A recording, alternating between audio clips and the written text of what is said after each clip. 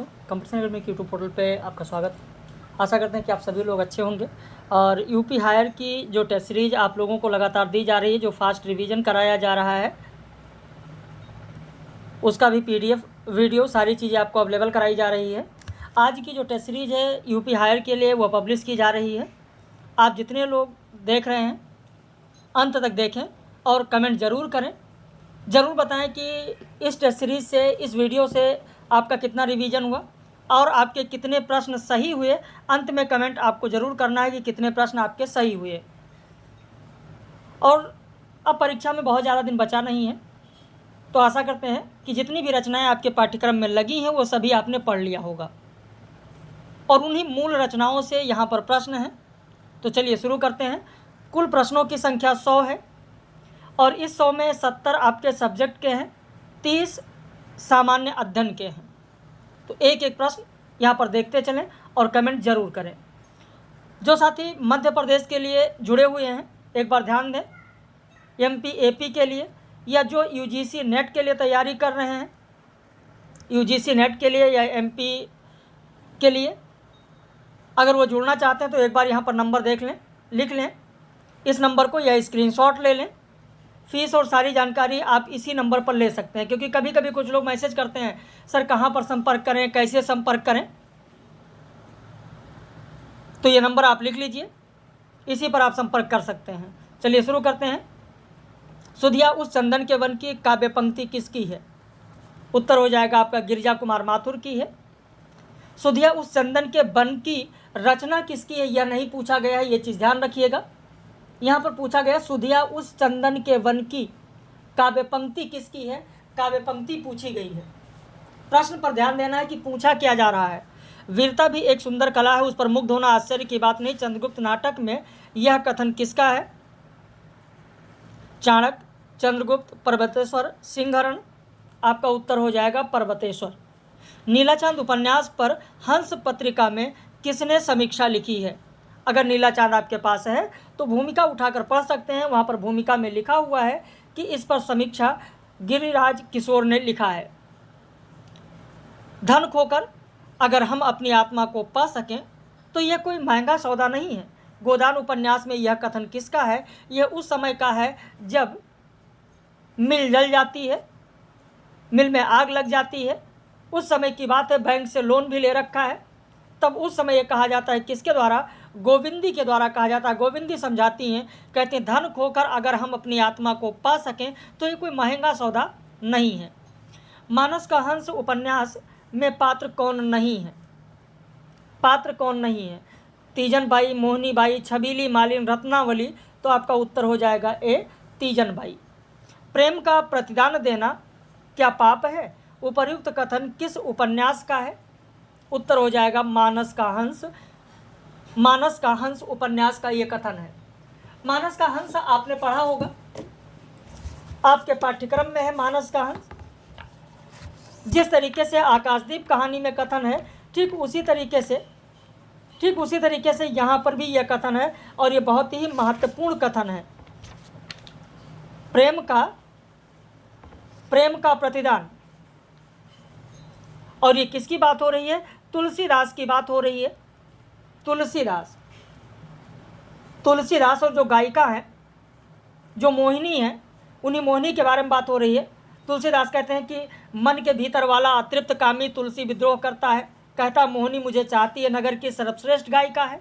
हाकिम के ऊपर भी राज करने वाली सलोनी प्रियतमा मुझे चाहती है, तब मैं क्यों ना उसे चाहूँ। प्रेम का प्रतिदान देना क्या पाप है? तो ये कहा गया है मानस के हंस में तुलसीदास के द्वारा। अगला प्रश्न है, सत्य में सौंदर्य की स्थापना के लिए आवश्यकता है संयम की। सत्य में जब सौंदर्य की स्थापना होती है तब साहित्य कला रूप धारण कर जाता है। यह कथन किस उपन्यास की भूमिका का है? तो तमस में नहीं, नीलाचांद में नहीं, भूले बिसरे चित्र में नहीं, वयम रक्षाम जो उपन्यास है, वयम रक्षाम उपन्यास की भूमिका में कहा गया है।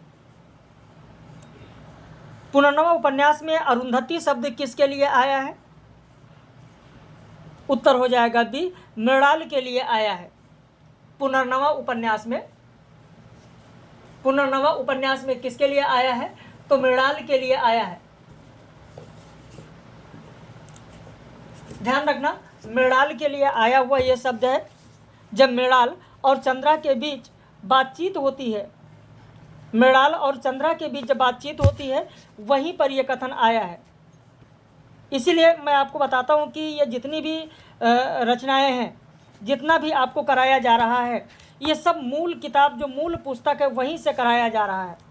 अगर आपके पास किताब है तो आप अध्याय 28 में देखिएगा, अध्याय 28 में देखिएगा, जब चंद्रा कहती है, चंद्रा की आंखें आकर्षण आप देखेंगे विस्फारित हो जाती है अकस्मात, और कहती है मृणाल से कि सच मैना, तूने ऐसा सुना? भोली बहना, तू जैसा सोचा करती है वैसा ही सपने में भी देखती है और ध्यान में भी अनुभव करती है। मेरी प्यारी मैना, तू साक्षात अरुंधति है। दे तेरा मुंह चूम लूं। आवेश में चंद्रा ने मैना का मुंह चूम लिया। मैना यानी मृणाल की बात हो रही है। तो यहां पर आपका उत्तर हो जाएगा मृणाल। मैलांचल उपन्यास का प्रारंभ किस घटना से होता है? बाहरा चेतलू की गिरफ्तारी की खबर से, डॉक्टर प्रशांत के गांव में आने से, तहसीलदार विश्वनाथ के गांव में जाने से, कमली का डॉक्टर प्रशांत के साथ प्रेम से। आपका उत्तर हो जाएगा ए। अकेला मेला रचना का अंतिम पत्र किस स्थान से लिखा गया है? उत्तर हो जाएगा आपका बी, कौशानी। कौशानी। किसी संबंध के चलने के लिए, किसी संबंध से बचने के लिए अभाव जितना बड़ा कारण होता है, अभाव की पूर्ति उससे बड़ा कारण बन जाता है। आषाढ़ का एक दिन नाटक में यह कथन किसका है? उत्तर हो जाएगा अंबिका का कथन है। हिंदुस्तान का आदमी लकलक, हमारे यहाँ का आदमी बुम्बुक। बुम्बुक। अंधेर नगरी नाटक में उपर्युक्त कथन में लकलक का अर्थ क्या होगा? लकलक। दुबला पतला, बहादुर पहलवान, ज्ञानी विद्वान, मूर्ख हसोड़। आपका उत्तर हो जाएगा ए, दुबला पतला। जबकि बुम्बुक अगर पूछा जाए तो बुम्बुक का अर्थ हो जाएगा बहादुर पहलवान। महादेव वर्मा की रचना मेरा परिवार में किसके बच्चे को बढ़ने का इल्ली से तितली का उदाहरण दिया गया है कि ये तो ऐसे बढ़ रहा है, ऐसे पता चल रहा है जैसे इल्ली से तितली।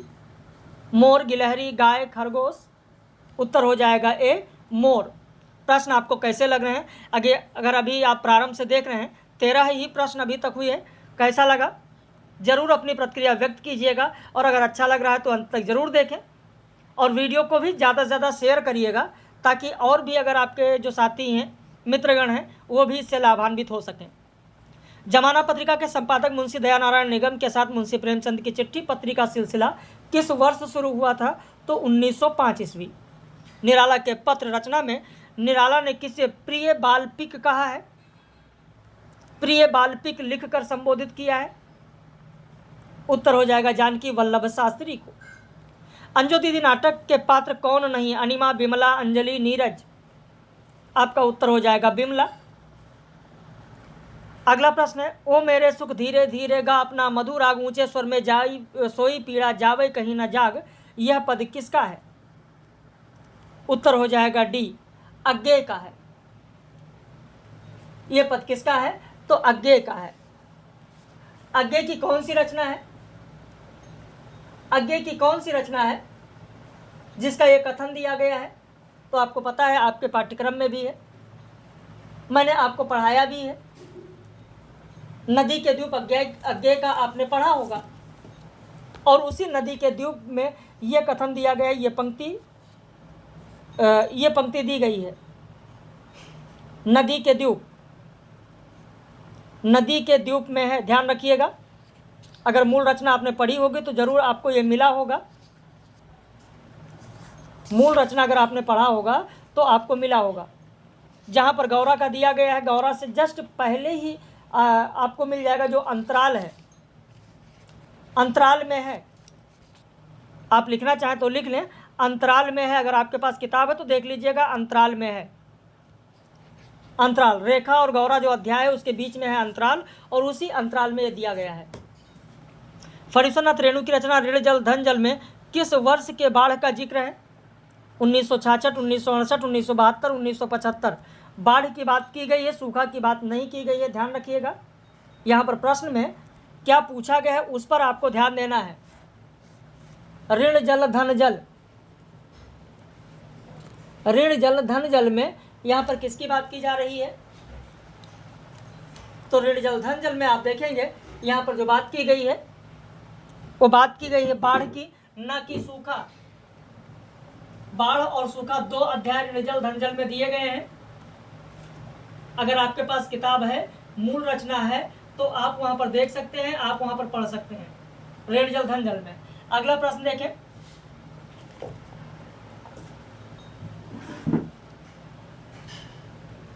बिल्कुल हाँ, ऋण जल धन जल में 1000 मील की यात्रा एक छोटे कदम से आरंभ होती है। उपयुक्त कहावत से कौन सी रचना प्रारंभ होती है?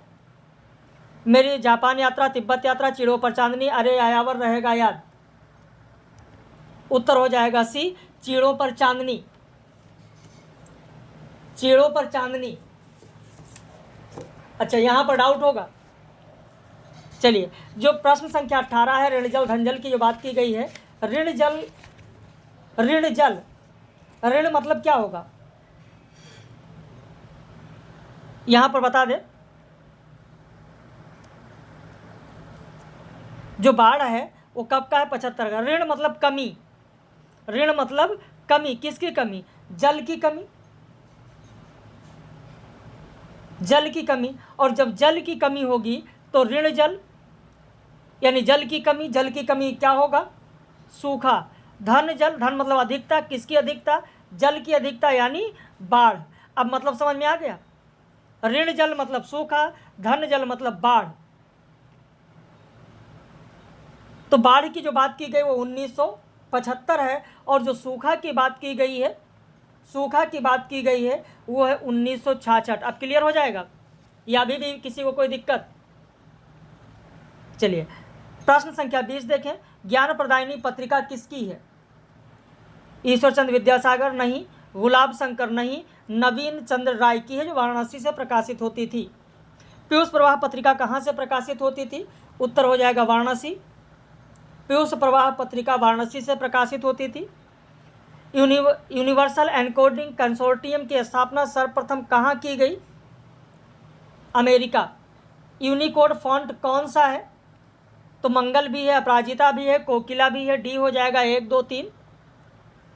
इसमें से कौन सा हिंदी का वेब पोर्टल नहीं है? कौन सा वेब पोर्टल नहीं है? उत्तर हो जाएगा ए।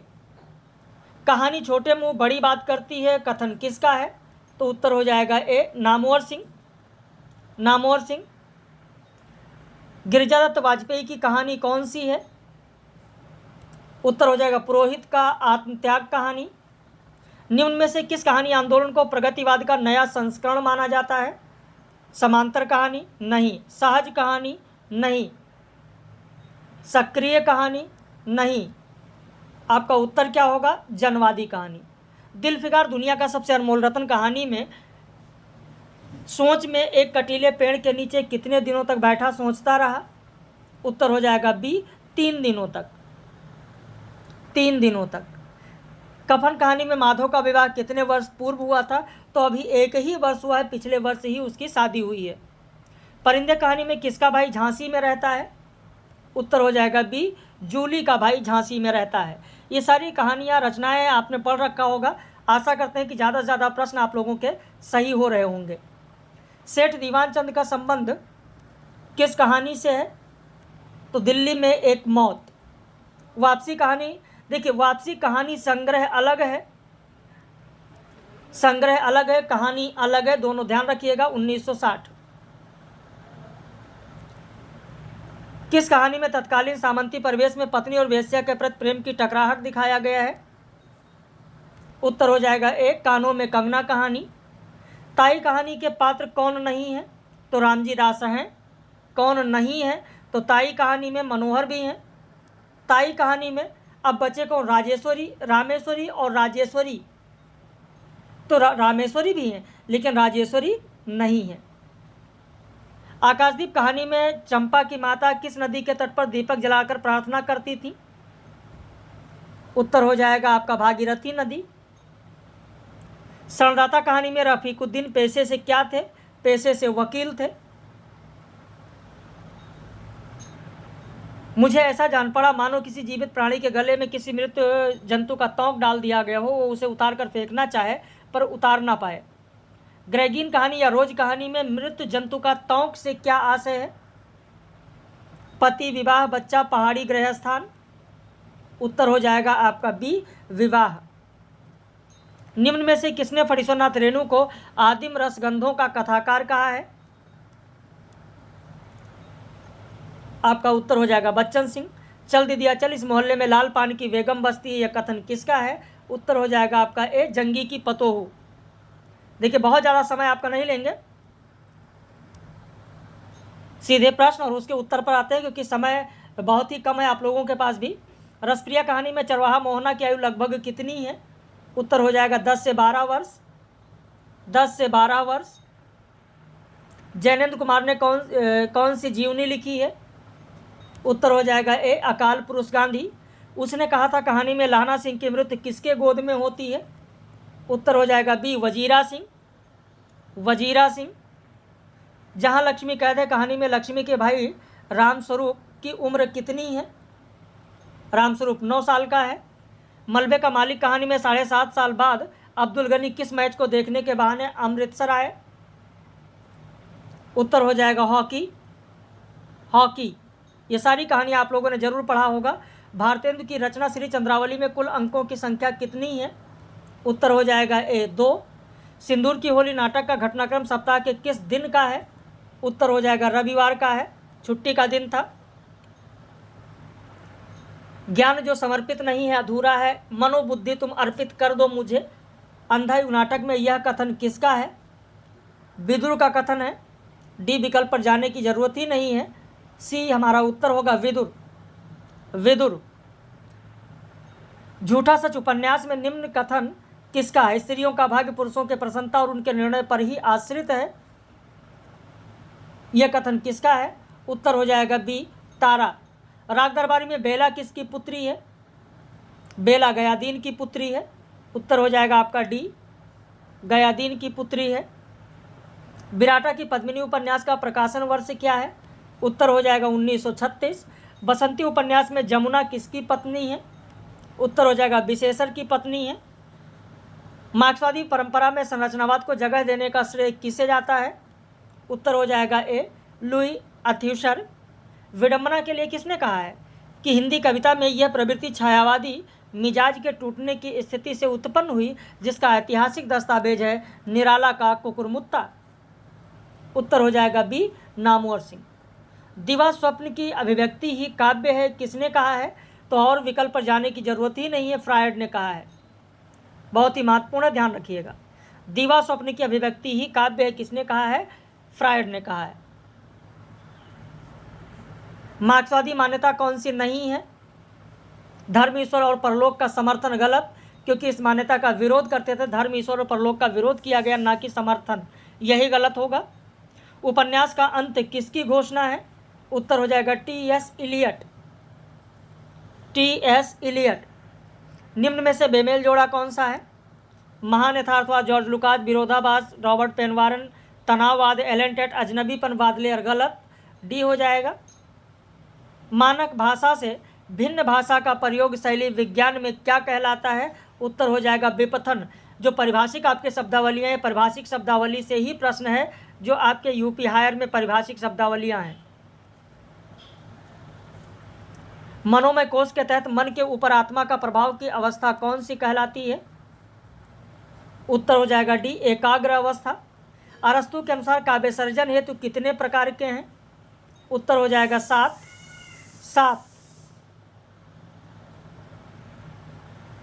चढ़ो गगन तरुधाए, दिनकर वानर अरुण मुख, और दीनों झुक झहराए, सकल तारका कुसुम बिना। उपर्युक्त काव्य पंक्ति किसकी है? तो यह केशोदास की पंक्ति है। केशोदास, रामचंद्रिका से। बढ़े न हु जो गुणन बिन, विरद बढ़ाई पाए, और कहा धतूरे शोक न, गहनो गढ़ो न जाए, यह पद किसका है? उत्तर हो जाएगा बिहारी का पद है। बिहारी का पद है, डी हो जाएगा। देव ना थे हम और ना ये हैं सब परिवर्तन के पुतले, हाँ कि गर्भ रथ में तुरंग सा जितना जो चाहे जुत ले, ये काव्य पंक्ति किसकी है? उत्तर हो जाएगा सी, जयशंकर प्रसाद की है। जयशंकर प्रसाद की रचना कामायनी से यह पंक्ति है। प्रसाद की कामायनी से यह पंक्ति है। राम की शक्ति पूजा में राम द्वारा कहा गया पहला कथन कौन सा है, यानी इन कथनों में सबसे पहले कौन सा होगा। धिक जीवन को जो पाता ही आया, विरोध उत्तम निश्चय ये भल्लनाथ, अन्याय जिधर है उधर शक्ति, अन्याय होगा, टाइपिंग मिस्टेक है, अन्याय जिधर है उधर शक्ति, मित्रवर होगी विजय होगी न समर। उत्तर हो जाएगा डी। सबसे पहले मित्रवर विजय होगी न समर, ये पहले आएगा, उसके बाद में बाकी पंक्तियाँ आएंगी। सवा सवा लाख पर एक को चढ़ाऊंगा, उपयुक्त काव्य पंक्ति किसकी है। उत्तर हो जाएगा सूर्यकांत त्रिपाठी निराला। सुमित्रानंद पंत ने नौका विहार कविता में किस तारे का जिक्र किया है। उत्तर हो जाएगा आपका बी, शुक्र तारे का। किस तारे का जिक्र किया है, तो शुक्र तारे का जिक्र किया है, ध्यान रखिएगा। अब कुछ लोग कहने लगते सर तो मैंने तो पूरी कविताएं पढ़ रखी हैं, मैंने पूरी कविताएं पढ़ रखी है लेकिन मुझे नहीं मिला। भाई चीज़ों को पढ़िए और जो महत्वपूर्ण चीज़ है उसको अंडरलाइन करिए, तभी मिलेगा। भाई नौका विहार कविता अगर आपने पढ़ा होगा तो नौका विहार कविता में ही आप पढ़ेंगे कि नौका से उठती जल हिलोर, और हिल पड़ते नभ के ओर छोर, और विस्फारित नयनों से निश्चल कुछ खोज रहे चलतारक दल, ज्योति कर नभ का अंतस्थल, और जिनके लघ दीपों को चंचल अंचल की ओट किए अविरल, फिरती लहरें लुकछिप पल पल, सामने शुक्र की छवि झलमल। सामने किस नक्षत्र, शुक्र नक्षत्र, जिसे आप कहते हैं ग्रामीण क्षेत्र में, अवधि क्षेत्र में कहते हैं सुकौवा, कहते हैं ना सुकौवा नक्षत्र, सुकौवा निकल आया है, शुक्र उग आया है, वही है। तो सामने शुक्र की छवि झलमल, और पैरती परी सी जल में कल, रुपहरे कचों में हो ओझल। तो शुक्र नक्षत्र की बात की गई है। भारत माता कविता में कौन सा पद सबसे अंत में आया है। जो भारत माता कविता है, भारत माता कविता में कौन सा पद सबसे अंत में आया है पूछा गया है, तो आपका उत्तर हो जाएगा जीवन विकासिनी सबसे बाद में आया है। सबसे पहले तो ग्रामवासिनी कहा गया है, उदासिनी कहा गया, प्रवासिनी कहा गया, निवासिनी कहा गया, सर्देंदु हासिनी कहा गया, फिर गीता प्रकाशिनी कहा गया, जीवन विकासिनी कहा गया, तो अंत में कहा गया है जीवन विकासिनी। द्रुत झरो जगत के जीर्ण पत्र रचना वर्ष क्या है। उत्तर हो जाएगा 1934। महादेव वर्मा की कविता दीप तेरा दामिनी में अंतिम पद कौन सा है। दीप तेरा दामिनी, ये भी कविता आप लोगों ने पढ़ा होगा, दीप तेरा दामिनी। इसमें कहा गया अंतिम पद कौन सा है, तो हो जाएगा आपका सी, विकल क्रंदन कारिणी। सबसे पहले कहा गया मानिनी, जलारी माननी कहा गया, जलारी माननी पहला कहा गया। फिर उसके बाद में पावस यामिनी कहा गया। आपसे व्याख्या नहीं पूछी जाएगी, इसी तरीके के प्रश्न आते हैं, और आप में से बहुत सारे लोग अब ये चीज़ सोच रहे होंगे, पछता रहे होंगे, पश्चाताप होता होगा कि व्याख्या के पीछे सारी समय गंवा दी। समाधि, और उसके बाद कहा गया तीसरे नंबर पर यह है समाधि विरागिनी, फिर कहा गया है दीपक रागिनी, फिर कहा गया है ध्वनि अनुसारिणी, और अंत में कहा गया विकल क्रंदन कारिणी। करना तू मंजीर का स्वप्न, अलस पगधर संभल गिन गिन, है अभी झपकी सजन सुध विकल क्रंदन कारिणी। तो विकल क्रंदन कारिणी सबसे अंत में कहा गया है। असाध्य वीणा कविता में वीणा वादक के लिए आया पहला पद कौन सा है। केस कंबली, गुफा गे, प्रियमवद, अनुचर, क्या कहा गया है। आपका उत्तर हो जाएगा यहाँ पर सबसे पहले प्रियमवद कहा गया है। आगे प्रियमवद, केस कंबली, प्रियमवद शब्द कहा गया है। अब उसके बाद सामान्य अध्ययन।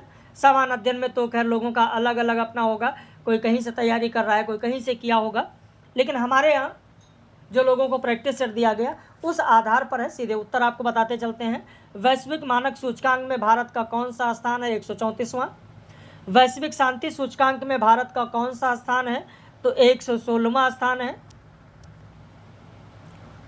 विश्व प्रेस सूचकांक में भारत का कौन सा स्थान है, 159वां स्थान है। अंतर्देशीय मत्स्य पालन में पहला स्थान किसका है, तो उत्तर प्रदेश का है, यूपी का है। वैसे अभी तक आपने हिंदी वाले पार्ट में 70 प्रश्न में देखा, कितने प्रश्न सही हुए ज़रूर बताइएगा। और अगर आप अंत तक जीएस सहित देखना चाहते हैं तो भी ज़रूर बताइएगा। और जो भी आपके मित्रगण हैं, अगर उनको ज्वाइन करना है एमपी एपी के लिए, यूजीसी नेट के लिए, तो ज़रूर उनसे आप कह सकते हैं कि यहाँ पर जुड़ सकते हैं, इस नंबर पर संपर्क कर सकते हैं। यहाँ कोई बाह्य आडंबर नहीं मिलेगा, कोई दिखावा नहीं मिलेगा, कोई प्रचार प्रसार नहीं मिलेगा। भाई पढ़ने वाले ज्ञान लेना है तो ज्ञान बाह्य आडंबर से नहीं मिलता है।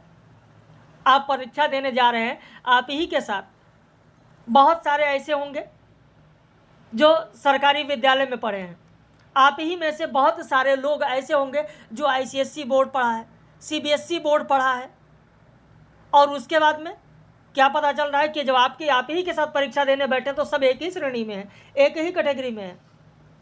बल्कि सरकारी में जो पढ़ने वाले हैं कुछ ज़्यादा ही लोग आगे निकल रहे हैं। आजकल शासन सत्ता चला रहे हो कौन है? सब सरकारी लोग, कोई सीबीएसई आईसीएसई वाले नहीं हैं। आपने खुद देखा होगा। मेरे कहने का आशय ये है कि वाय आडंबर पर नहीं जाना है, दिखावा पर नहीं जाना है, आपको ज्ञान अर्जन करना है और अपनी नौकरी लेनी है। जितनी सीटें हैं उसमें आपको एक सीट अपनी सुरक्षित करनी है। तो यहाँ पर पहला स्थान कौन सा होगा? उत्तर प्रदेश का होगा। उत्तर प्रदेश अवधी, ब्रज, भोजपुरी, बुंदेली और अंग्रेजी के लिए अनुवाद प्रणाली प्राप्त करने वाली भारत की पहली विधानसभा किस राज्य की है? उत्तर प्रदेश की है। पार्वती अर्गा रामसर स्थल उत्तर प्रदेश के किस जिले में है? तो गोंडा जिले में है। हाल ही में किसने अंतर्दृष्टि नाम से एक वित्तीय समावेशन डैशबोर्ड लॉन्च किया है? आपका उत्तर हो जाएगा डी, शशिकांत दास। शशिकांत दास। हाल ही में किस बैंक ने बेंगलुरु में प्रोजेक्ट कुबेर लॉन्च किया है? आपका उत्तर हो जाएगा बी, भारतीय स्टेट बैंक। हाल ही में लेवेंडर महोत्सव का आयोजन कहाँ किया जा रहा है? उत्तर हो जाएगा जम्मू कश्मीर। किसके द्वारा लिखित नई पुस्तक नालंदा का विमोचन किया गया? ये बहुत ही महत्वपूर्ण है, जरूर ध्यान रखिएगा। अभय कुमार के द्वारा। जीवाश्म तारा के नाम से कौन जाना जाता है? आगे विकल्प पर जाने की जरूरत ही नहीं है, उत्तर यही मिल रहा है, श्वेत वामन। श्वेत वामन। कांग्रेस सोशलिस्ट पार्टी की स्थापना किस वर्ष हुई है? उत्तर हो जाएगा 1934। कम्युनल अवार्ड किसके समय प्रस्तुत किया गया था? उत्तर हो जाएगा मैकडोनाल्ड। अगला प्रश्न है, इतिहास में तिनकठिया पद्धति कहाँ प्रचलित थी? बिहार में। बंगाल विभाजन प्रभावी कब हुआ था? तो 1905 में। प्रभावी कब हुआ? 1905 में। वर्नाकुलर प्रेस एक्ट कब पारित, किसके समय पारित किया गया था? तो लॉर्ड लिटन के समय। यह समाचार पत्रों का मुक्तिदाता किसे कहा जाता है? तो मेटकॉफ को कहा जाता है। यह भी परीक्षा में पूछा जा सकता है। इनमें से सही कथन कौन सा है? चार्ल्स वुड के डिस्पैच को भारतीय शिक्षा का मैग्ना कार्टा कहा जाता है। हंटर कमीशन का गठन 82 में किया गया। थॉमस रैले की अध्यक्षता में 1902 में विश्वविद्यालय आयोग का गठन किया गया। डी होगा, तीनों सही हैं। महिला शिक्षा की दिशा में प्रथम भारतीय प्रयास किस समाज के द्वारा किया गया या किस संगठन के द्वारा किया गया? आपका उत्तर हो जाएगा ब्रह्म समाज। पाइका विद्रोह कहाँ से संबंधित है? पाइका विद्रोह, उत्तर हो जाएगा उड़ीसा। शाहजहां का मकबरा कहाँ है? उत्तर हो जाएगा आगरा में है। वह प्रदूषक जो मानव के श्वसन मार्ग को प्रभावित करता है? तो सल्फर डाइऑक्साइड। सामान्य स्थितियों में वातावरण में प्रदूषण उत्पन्न करने वाली गैस कौन सी है? Carbon monoxide. Biological oxygen demand, जिसे आप अंग्रेजी में कहते हैं VOD, शॉर्ट नेम BOD, परीक्षा में भी केवल BOD नाम से ही पूछा जा सकता है, ध्यान रखिएगा। जल प्रदूषण। इनमें से सुमेलित जोड़ा कौन सा है? पूरा नाम दिया गया है, डी होगा, तीनों से सुमेलित हैं। OCR, OMR, OOP इनका पूरा नाम कंप्यूटर से संबंधित है। WAP का पूरा नाम क्या होगा? उत्तर हो जाएगा डी, वायरलेस एप्लीकेशन प्रोटोकॉल। अगला प्रश्न है, वेब पेज में किस प्रकार के सूचनाओं का भंडारण? तो ऑडियो होता है, वीडियो भी होता है, एनिमेशन भी होता है, तो ये सारी चीज़ें, चित्र भी होते हैं वहाँ पर। यहाँ पर आपका उत्तर हो जाएगा 1, 2, 3। भारतीय सामाजिक विज्ञान अनुसंधान परिषद का गठन कब किया गया था? तो 1969 में। कक्षा संप्रेषण का आधार क्या है? आधार क्या होगा? तो सामाजिक पहचान का होगा। अब ज़्यादा तो लोग नहीं जानते होंगे, वो लगाएंगे शैक्षिक। परिकल्पना का तात्पर्य क्या होगा? उत्तर हो जाएगा संभावित उत्तर। और अंतिम प्रश्न है सी आर कोठारी के अनुसार शोध के चरण कौन कौन से हैं, तो उत्तर हो जाएगा डी उपर्युक्त सभी। प्रश्न कैसा लगा जरूर बताइएगा, कितने प्रश्न आपके सही हुए यह भी कमेंट करिएगा। और आज का ये वीडियो पब्लिश था, वीडियो को ज़्यादा से ज़्यादा शेयर करिएगा ताकि और भी अभ्यर्थी इसका लाभ ले सकें। और अगर नए हैं तो चैनल को सब्सक्राइब कर लीजिएगा ताकि जो भी वीडियो पब्लिश हो उसका नोटिफिकेशन आपको मिले और परीक्षा से पहले जो भी चीज़ें दी जाए वो उसका आप लाभ ले सकें। अपनी प्रतिक्रिया जरूर व्यक्त कीजिएगा। हम लोग फिर मिलेंगे आपके साथ किसी दिन ऐसे फिर पब्लिश वीडियो में।